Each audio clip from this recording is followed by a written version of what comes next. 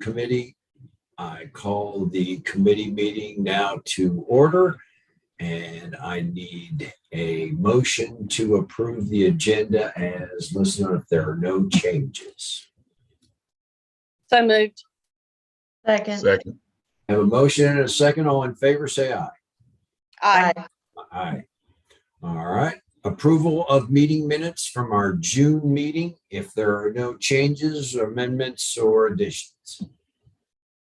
Motion to approve. Second. Have a motion and a second. All in favor, say aye. Aye. All righty. Item number B, item for discussion, resource selection and review process. Dr. Breedlove. Uh-oh, you need to unmute. You need to unmute. Yeah. There you Sorry. go. There we go. Thank you all very much and good morning. And I just want to take a brief moment and review with the committee our selection of instructional materials. Instructional materials fall into two categories. First, we have our core materials, and those are those items that directly relate to this North Carolina Standard Course of Study, support instruction, and assist, like I said, with the completion of the teaching of those standards. Then we have supplemental materials.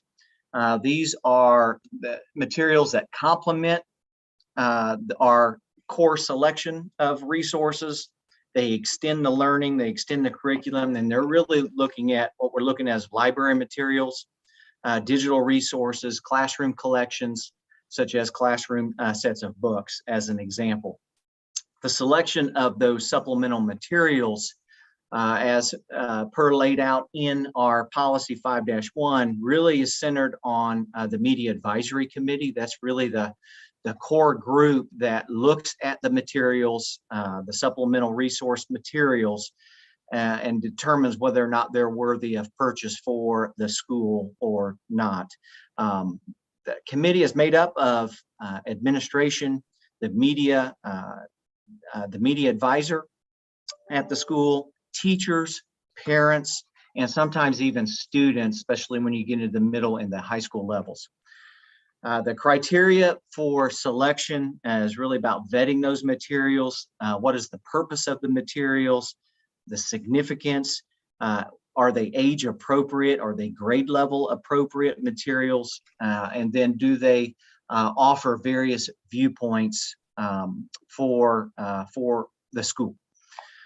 Procedures for the selection of those. No supplemental materials should be added without the approval of that Media Advisory Committee.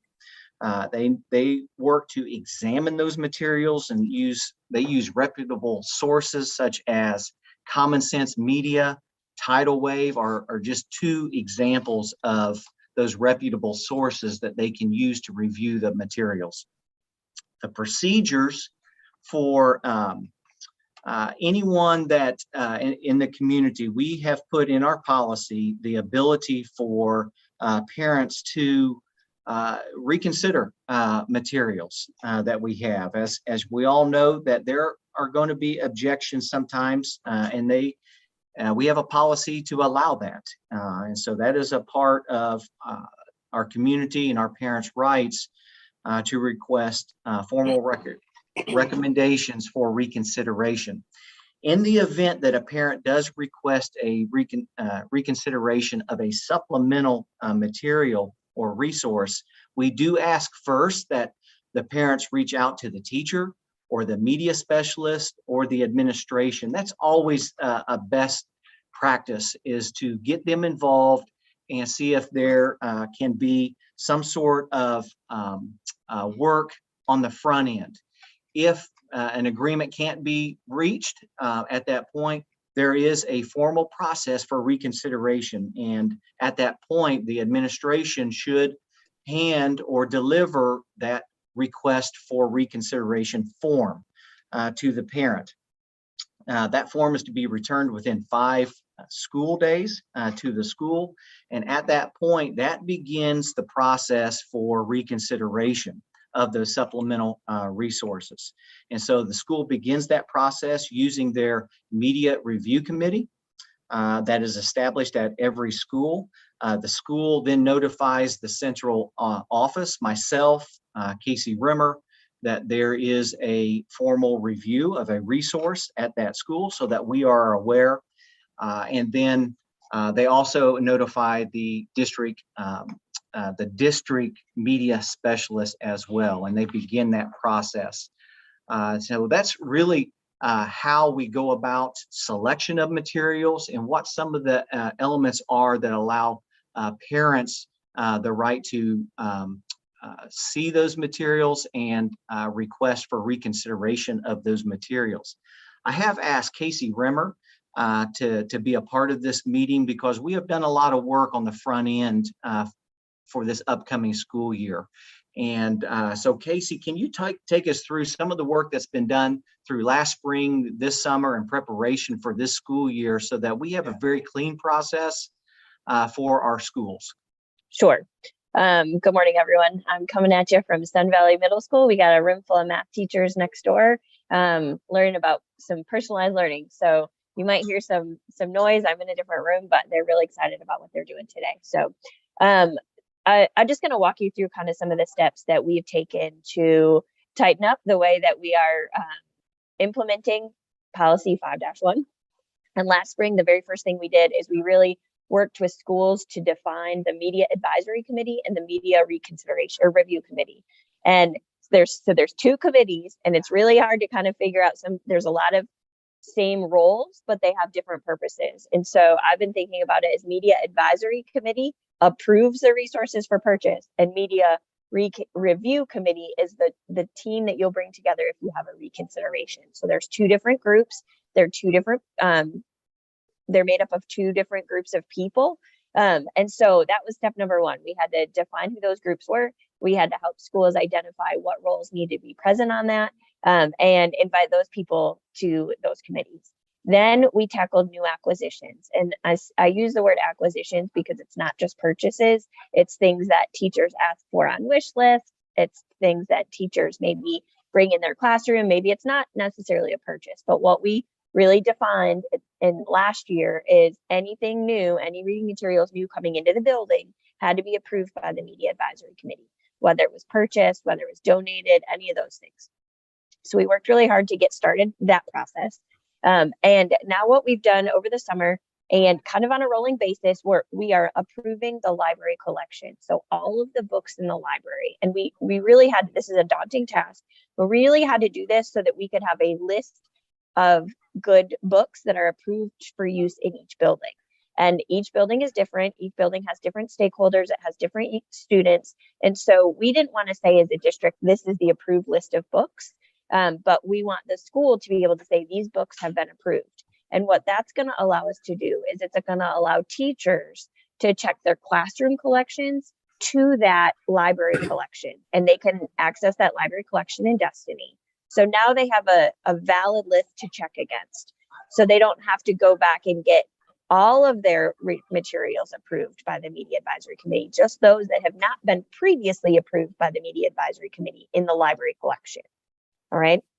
So we've also been working on, so that's our classroom, library, and our book room kind of process. So the library collection is going to be the valid list approved by the Media Advisory Committee.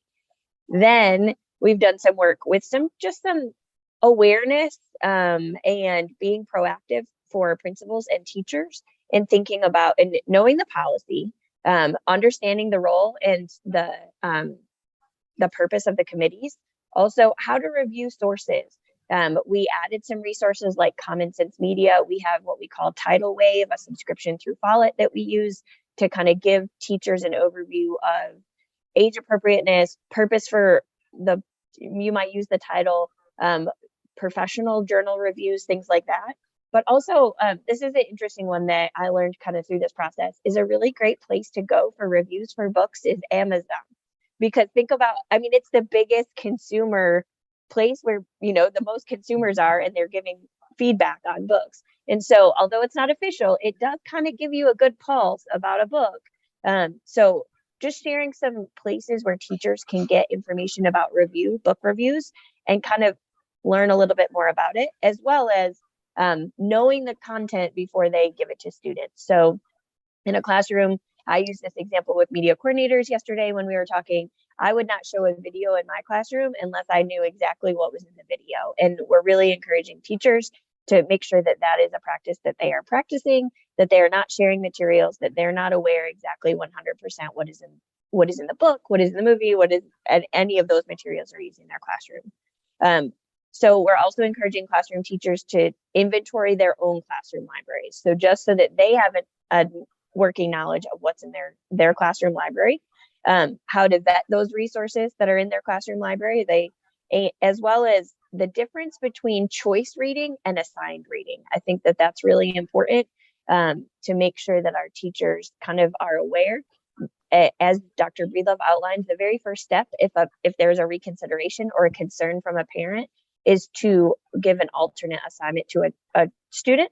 And if the book is completely not appropriate for, or if they believe that the book is completely not appropriate for all students in that school, then we would start the reconsideration process. So just kind of educating teachers and parents in schools, teachers and principals and school staff about what that process looks like. And these are all the resources that can help some of these decisions, is a load of the work that we've been doing to kind of move forward. We still have some work to do.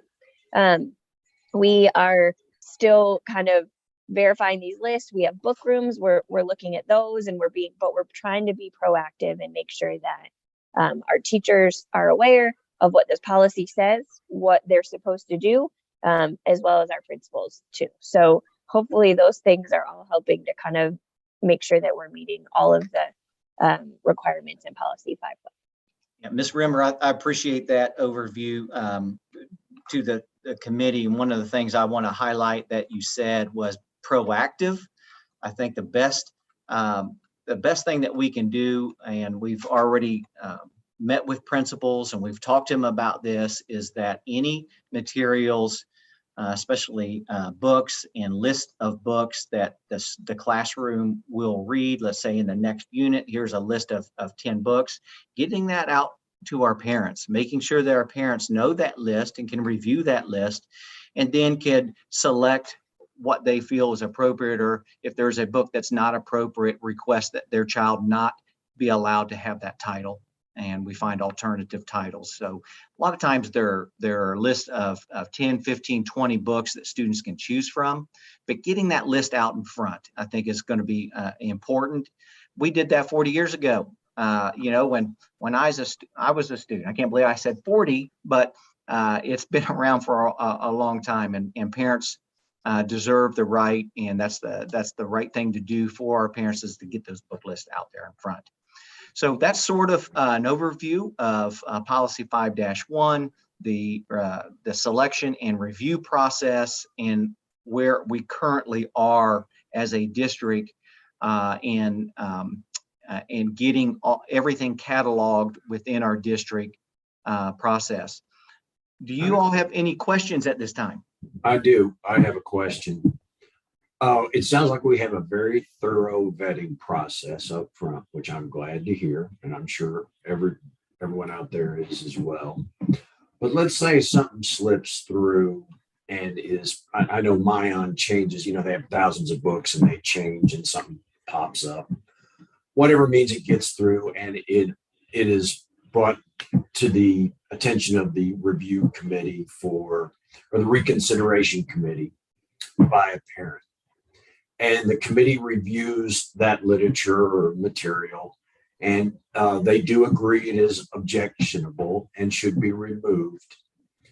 Do we do any kind of notification of other schools that this material has been removed, or any searches to see if it's in the media centers for other schools or on other reading lists and should be reconsidered by those committees, or is it automatically removed if it's found to be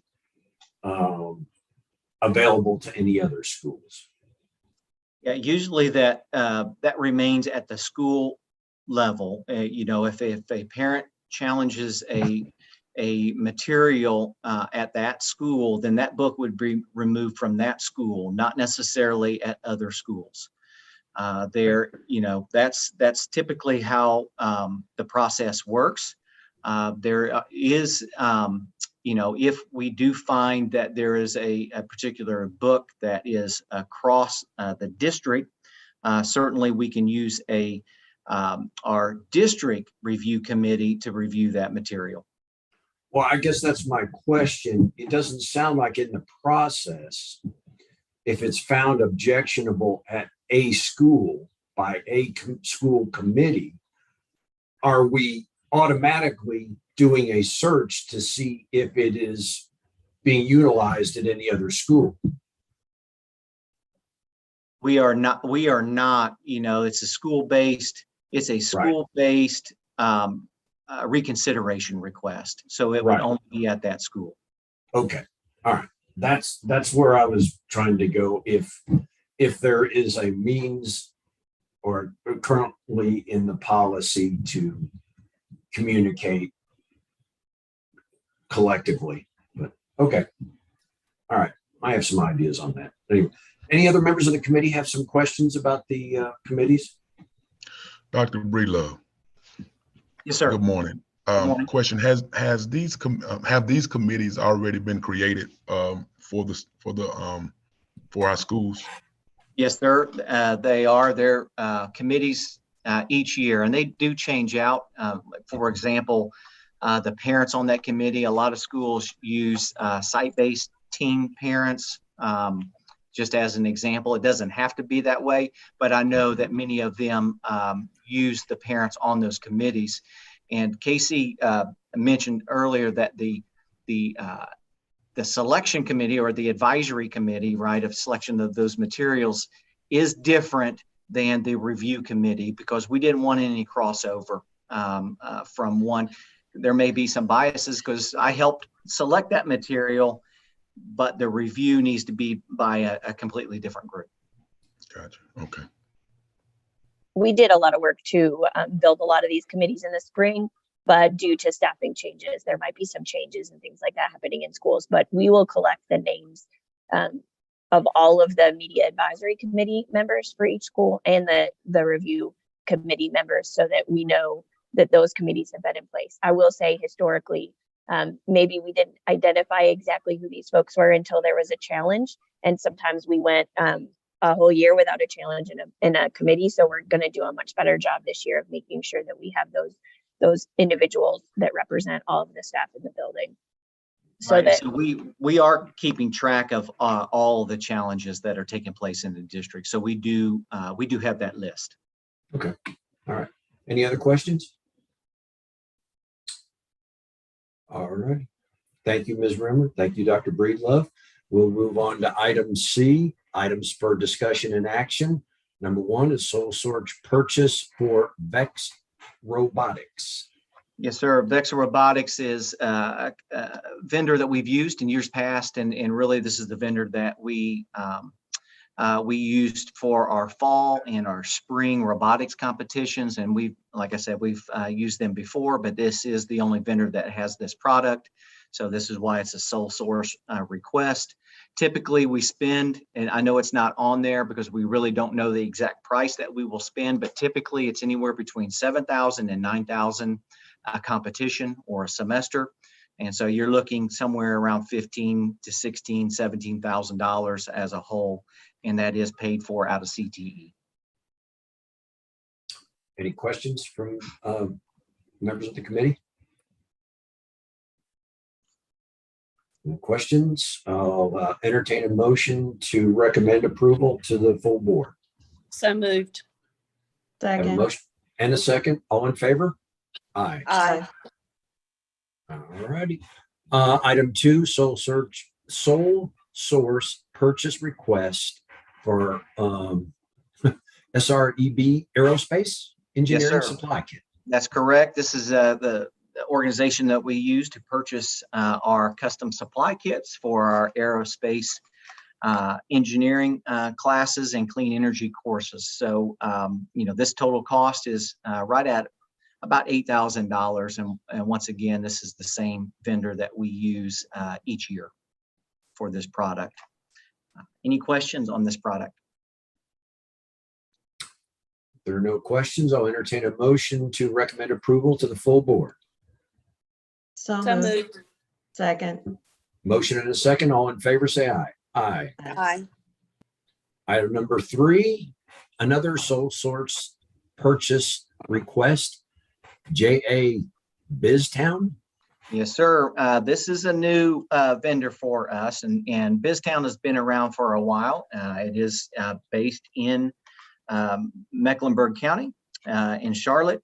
And this is, we're really looking at a pilot this year, and you can see that there are 5 middle schools that have chosen to be a part of this pilot this year. And really, this is both a curriculum and a simulation of really what it's like to be an adult, be a part of the community, and what happens in a town, basically, or a city, and how this all works. So it's really a great simulation for young children, for students that we have.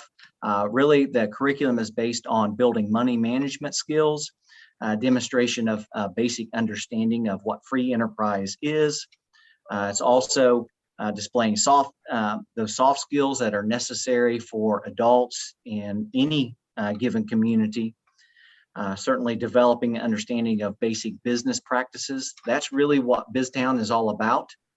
There are 12 lessons that are taught prior to the simulation, in which it is a field trip to Charlotte, and they have a whole community. It's a building in which students have various roles throughout the community for a 5-hour session. And so it is a wonderful activity. It's a wonderful product that we are just grateful to have this year.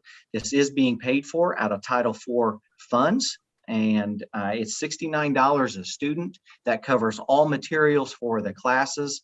That covers the day-long simulation, the lunch that students will be provided that day. What it does not pay for is transportation. Schools will have to come up with their own transportation for that day, but everything else is provided, like I said, out of Title IV funds for this year's pilot to see how it goes and get feedback from these 5 middle schools. Any questions on this? Fascinating. So adult for a day, huh?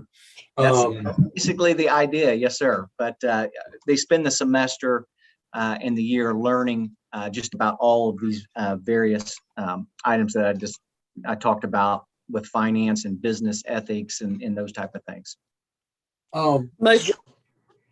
Go ahead, please. Any questions from the committee? No questions. I had a What, question. I'm please. sorry. So if it's done throughout the semester, is it incorporated into a class, or how is that done?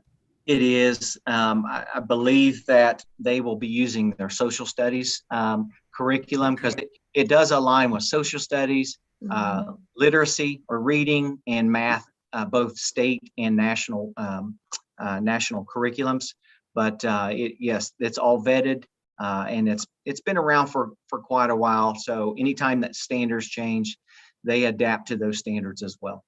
Okay, thank you. Dr. Breedlove. Yes, sir. So I see that Cuthbertson, Monroe, Parkwood, Piedmont, and Porter Ridge will take advantage of this opportunity.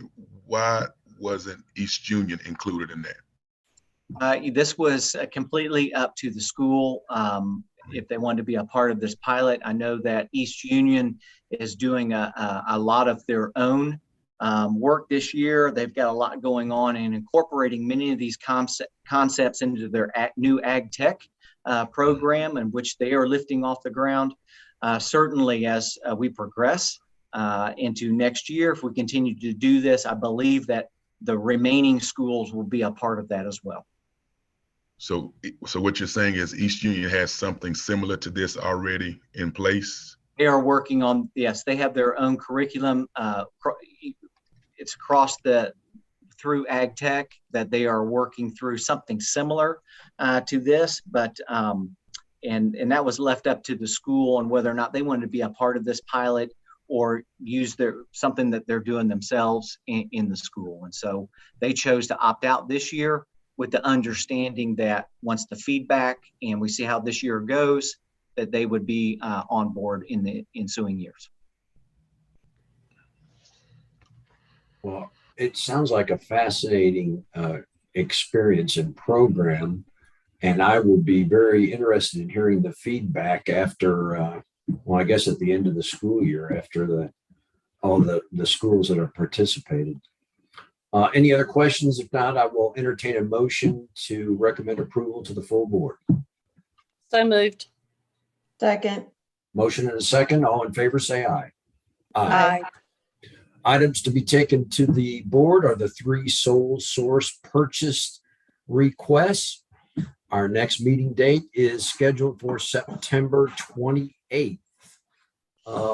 Just thoughts on the committee. It seems like we're having a trend towards Zoom meetings, especially since the Wednesday is packed with starting off with SPIT, running all the way through our committee meetings. So, Dr. Breedlove, or anyone else in the committee, is the Zoom meetings more convenient for everyone? Yes. Got better? Yes. Yes. Okay. All right. Well, Dr. Breedlove, why don't we take that into consideration unless you run into a certain meeting where you feel it might be necessary as far as presenting materials that is preferable that we meet in person, that we consider continuing the Zoom meeting process. Yes, sir. We can do that. Excellent. All right. I think that's all our business. I will entertain a motion to adjourn. Motion to adjourn.